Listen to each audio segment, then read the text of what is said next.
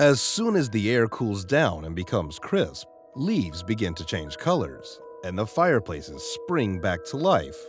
You know what time it is. That's right, the spookiest time of year is approaching. Hello and welcome to our channel. In this video, we will take you on an express journey through the fascinating history of Halloween. We'll talk about how it started out as an ancient Celtic tradition with bonfires, druids, and offerings to spirits, and has turned into the trick-or-treating, dressing up, modern-day extravaganza we know today. We'll cover how Irish immigrants played a pivotal role in the evolution of Halloween, and how spooky, superstitious elements have given way to commercialism and creative fun that witnesses billions of dollars in spending every year. So how did something sacred become a holiday centered on dressing up and having a good old frightful time? Let's find out in today's video. Ancient origins. It's hard to believe how a festival full of treats and costumes can be linked to old and ancient traditions.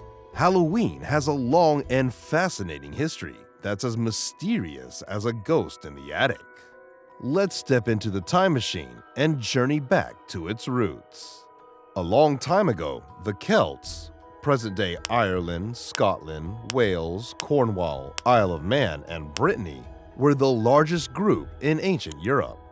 They had this festival called Samhain, which marked the Celtic New Year, and in their ancient Gaelic language, it means end of summer. Fun fact, Samhain is also the word for November in Irish language, even today. The Samhain festival was their way of saying goodbye to the harvest season and marked the beginning of winter, the darker half of the year with bonfires and a touch of ghoulish fashion. Modern Halloween costumes are thought to be influenced by them. The Celtic people believe that the boundary between the living and the dead blurred during Samhain, so they dressed up to ward off any unwanted ghostly visitors. Imagine trying to scare a ghost away with your DIY costume. That's ancient creativity for you. Food, drinks, or potions of crops were offered to make peace with the spirits and to make sure they didn't harm them or their livestock during the winter. The Celtic priests or druids would build huge sacred fires when they would tell fortunes. Animals and crops were brought to be sacrificed. Why? Unlike today, those people didn't have much power over the harsh winter, and the prophecies and sacrifices served as a comfort during the dark and cold season.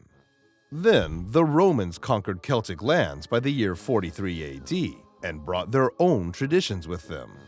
Two festivals that got mixed up with Celtic Samhain were Feralia, which was all about remembering the dead loved ones, and the second one honored Pomona, a Roman goddess of fruit and trees. Pomona's symbol is the apple. That's where the bobbing for apples came from. Fast forward to the Christian influence, where things got a holy makeover. They started commemorating saints and martyrs on different spring dates. But in the 8th century, Pope Gregory III decided to spice things up by founding an oratory for all those holy relics. In 1000 AD, the 2nd of November was made All Souls' Day, All Hallows, or All Hallow Mass by the Church to honor the dead with bonfires, parades, and dressing up. By the 12th century, it became a must-do event in Western Christianity, complete with church bells ringing for souls stuck in purgatory. Time and tradition kept rubbing together, and even the name saw some transformation, from Samhain by the Celts to All Hallows with the Christians. The night before All Hallows' Day was called All Hallows' Eve, and that's how we got Halloween. How trick-or-treating came about. Perhaps the most loved tradition associated with Halloween is all the trick-or-treating and collecting bags upon bags of candy until Christmas comes along with more sweets, right? But how did it originate? In the 15th century, people would go souling during a 3-day Christian observance of All Hallowtide. They'd carry lanterns made of turnips, knock on doors, and get these delicious soul cakes in exchange for saying prayers for the souls of the giver's friends and relatives. During the 19th century, in Ireland, Flanders, Bavaria, and Tyrol, there was something called Souls Night, where people would light candles to guide the souls back to their earthly homes. Similar to souling was guising. Guising involved young people wearing costumes and accepting items from different homes, but didn't involve praying for people's souls like souling.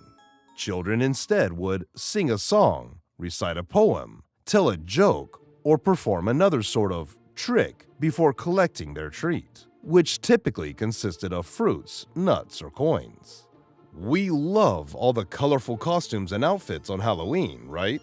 But people of the past did this for another reason. You see, back then, a Christian minister, Prince Sori Conte, linked the wearing of costumes to vengeful ghosts.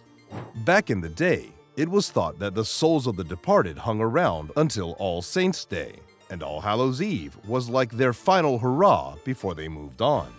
But these ghosts weren't exactly in a friendly mood. They had some scores to settle. So, to avoid being recognized by these unfriendly spirits, people wore masks and costumes.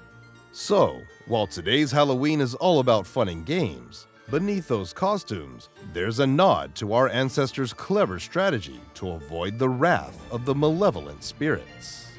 Who would have thought that disguising yourself as a pumpkin or a ghost was once a smart move to avoid supernatural revenge? Christianity creeps in. The churches in Europe that couldn't afford to display relics of martyred saints on All Hallowtide allowed churchgoers to dress up as saints instead. In mainland Europe, especially in France, many Christians believed that on Halloween, the dead in churchyards rose for an eerie carnival known as the Danse Macabre. It was often depicted in church decorations. To make things even more surreal, European people would dress up as corpses from different social classes during village pageants and masquerades, which could be the origin of Halloween costume parties. But during the Reformation in Britain, those traditions faced some turbulence. Protestants criticized the concept of purgatory by saying it was popish and didn't exactly sit well with the Calvinist doctrine of predestination. State-sanctioned ceremonies related to saints' intercession and prayers for souls in purgatory were terminated during the Elizabethan Reform. Yet, All Hallows' Day remained on the English liturgical calendar as an acknowledgement of saints as godly human beings. Irish immigrants bring Halloween to North America. Let me ask you a question. Where do you think Halloween is being celebrated the most across the world? Any guesses? America. But the event didn't even originate in the continent. So how did it get there? According to studies, there was no sign of any Halloween-related celebrations in this part of the world during the 18th and early 19th centuries. Between 1820 and 1930, a massive wave of Irish and Scottish immigrants arrived on American shores, fleeing a lack of political autonomy, bad economic conditions, disease, and famine. About 4.5 million people crossed the Atlantic in the hope of land ownership and religious freedom and settled in major port cities like New York and Boston. They brought their Halloween customs with them, and today, most of the American Halloween traditions are inherited from these 19th century migrants. At first, these customs were tucked away in immigrant communities, but they gradually seeped into the mainstream, turning Halloween into a nationwide affair by the early 20th century.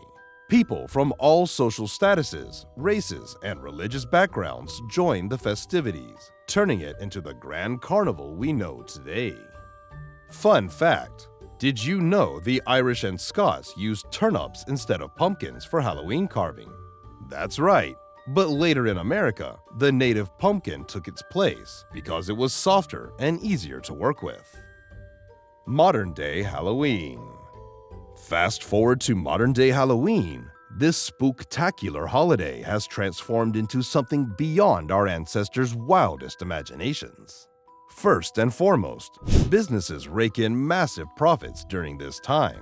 Costume shops, candy manufacturers, and pumpkin farms experience a boom like no other. People spend billions to create the perfect Halloween experience, and every year, it seems the bar is set higher.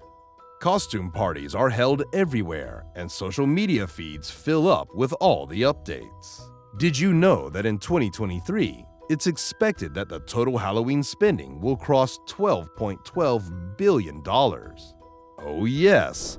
Who can resist all the spooky decorations that line up store aisles weeks before Halloween?